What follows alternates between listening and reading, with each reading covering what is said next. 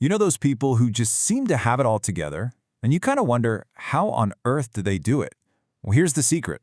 It's not magic. Organization isn't some talent you're born with. It's actually a skill, a set of habits that, believe it or not, anyone can learn and master.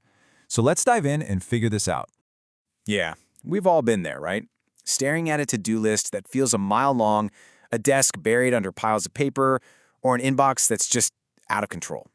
It's that sinking feeling of being completely overwhelmed. But here's the good news. That does not have to be your normal.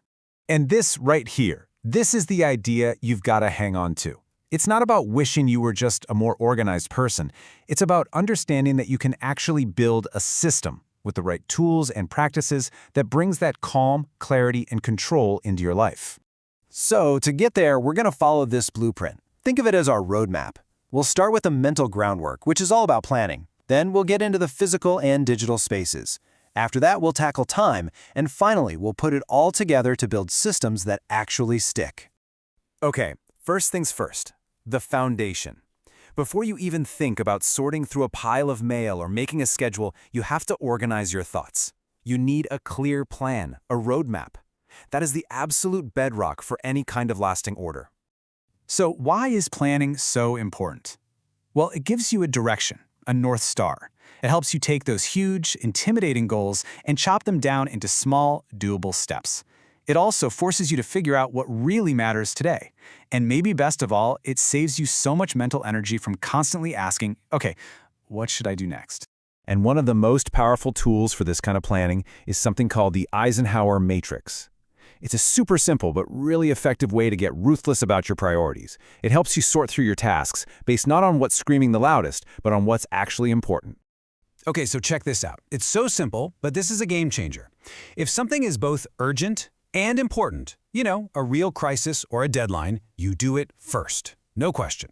If it's important but not so urgent, like big picture planning, you schedule a time to do it. Now, here's where it gets interesting. If it's urgent but not actually important, can you delegate it? And if it's neither urgent nor important, you just delete it. Gone. How freeing is that? Now think about that one big task on your list. You know the one you keep avoiding?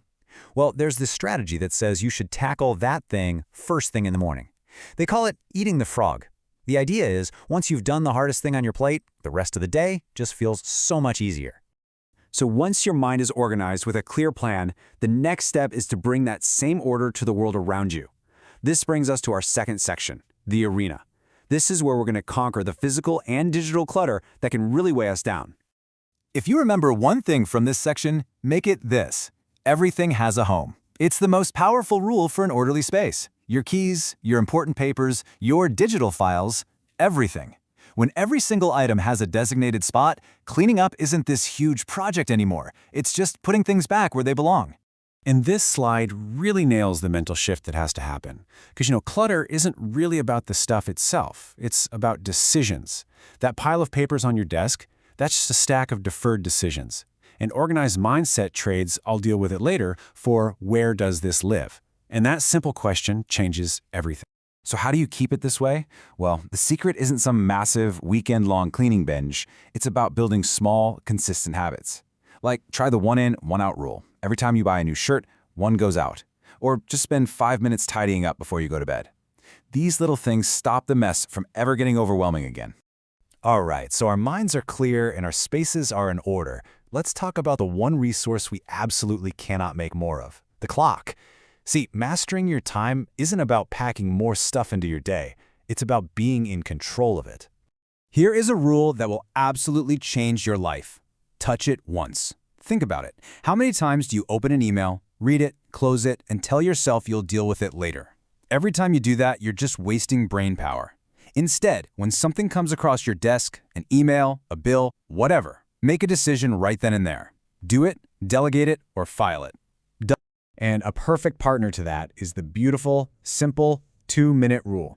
So many of the tasks we put off, like responding to a quick text, putting a dish in the dishwasher, or saving a file, take less than 2 minutes. If it does, just do it immediately. That momentum feels amazing.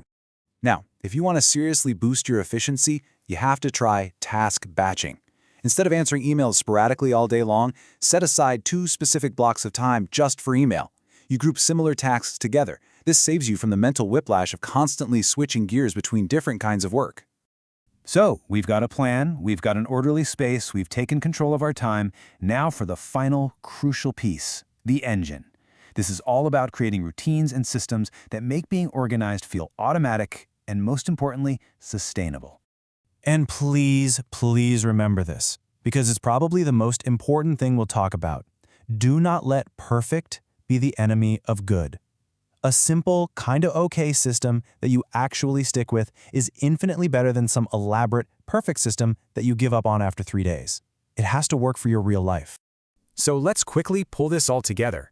It all started with our foundation, setting clear goals. Then we organized our arena, our space. We took command of the clock with smart time management, and all of these practices come together to build your engine, a personal system that just works. And the one thing that holds this entire system together, it's the weekly review. We're talking 30 minutes once a week. You look back at what you accomplished, you plan for the week ahead, and you clear the decks. Think of it like essential maintenance for your whole system. It's what keeps everything running smoothly.